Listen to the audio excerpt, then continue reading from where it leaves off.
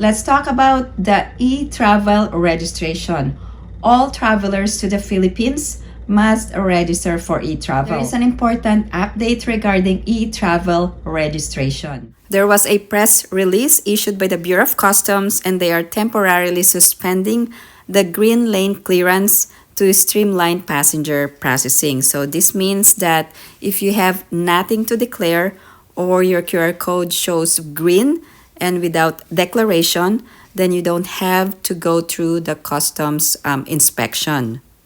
This was effective August 14 of 2025, and this initiative was prompted due to feedbacks from the traveling public regarding the long queues at customs arrival areas. So this is also in line with President Ferdinand Marcos Jr.'s directive to improve government services, enhance process efficiency, and ensure a smooth travel experience for the traveling public. All passengers going to the Philippines, whether you are Filipino or non-Filipino, must register for Etravel within 72 hours. Make sure that you register for Etravel before you arrive at the Philippine airport. There are several notices at the airport, and it says that the Etravel registration is mandatory. Another important information is that if you're going to bring money or take out money from the Philippines, you also need to declare the currencies, whether US currencies or Philippine currencies, so depending on the amount. And then failure to register for Etravel may be a cause for denial of entry. So I recommend to register for Etravel within 72 hours or within 1 day, 2 days, or 3 days of your travel to the Philippines. There are two options when registering for Etravel. First, you can search the website etravel.gov.ph and make sure that you go to the correct government website. Second option is you can download the eGov app, but based on my experience, I actually used my personal computer and registered for Etravel. You will also need a selfie or picture, so make sure to upload a picture from your computer or phone, or you can also take a selfie. Here's my actual Etravel registration. I used my personal computer, and then you will also need your email address. So it's important that you use your valid email address. And then if you have a family member traveling with you, you can include that family member in your own account. So that means that family member doesn't have to register on his or her own. And then the QR code will just show in your email address, and you can just download the QR code for both of you.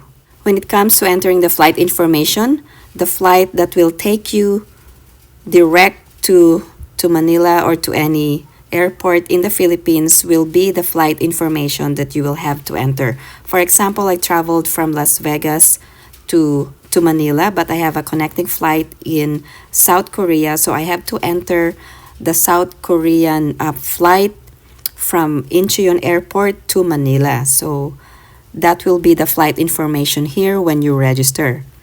Also, I registered 2 days before the date of my departure, because if I registered ahead, like 3 days before, the date of arrival in the Philippines will not show, or the calendar will not show the actual date. So I need to register 2 days before the date of my departure.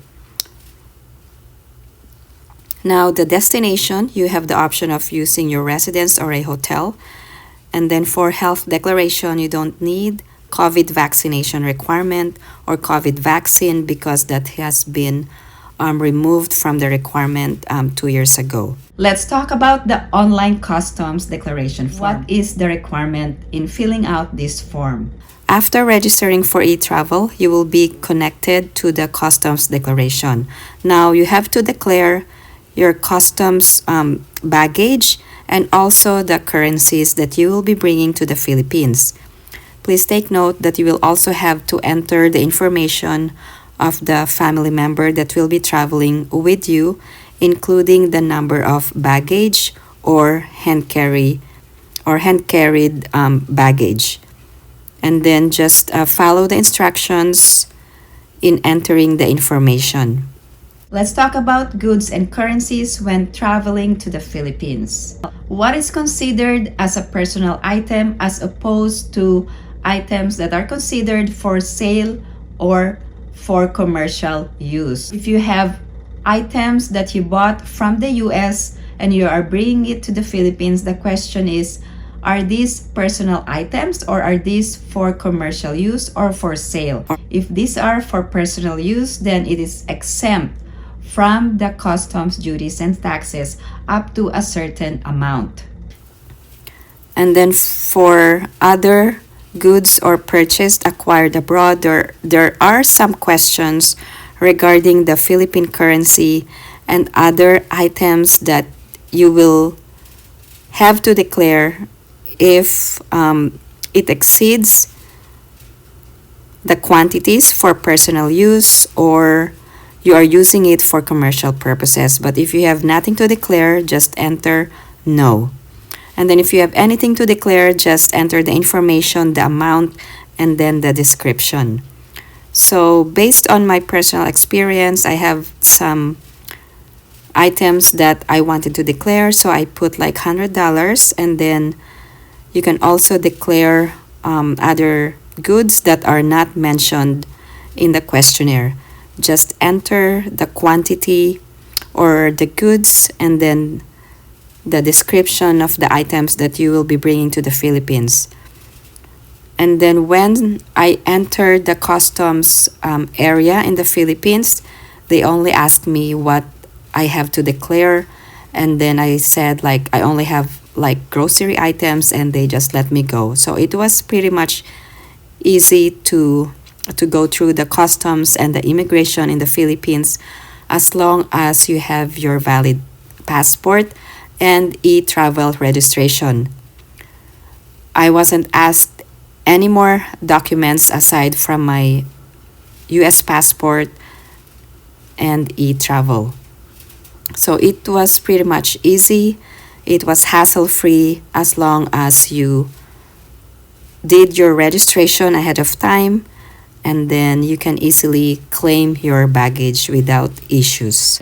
If you have any other questions or comments, please post them down below and I will get back to you as soon as I can. Again, thank you guys for supporting my channel. And if you haven't liked this video, please give it a big thumbs up. And if you haven't subscribed to my channel, please subscribe and hit that notification bell. I always welcome new subscribers. Thank you guys for watching, and don't forget to follow my Facebook page, Documents and Visas. Thank you so much for tuning into my channel. I hope everyone is staying safe and have a great day.